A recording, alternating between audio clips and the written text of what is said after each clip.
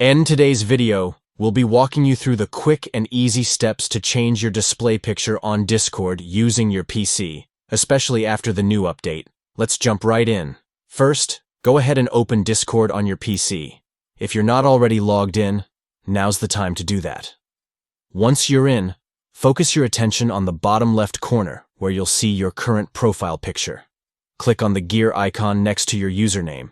This will open up your user settings.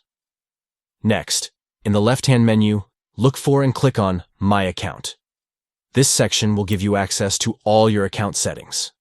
Now, let's update that profile picture. Click on Edit User Profile. This will bring up a new window where you can customize your avatar. Here's where the fun begins. Click on Change Avatar, and then choose Upload Image. This will open a File Explorer window so you can select a new image. Locate the image you want to use as your new display picture.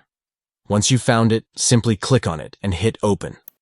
Now it's time to make any additional changes you'd like to your profile.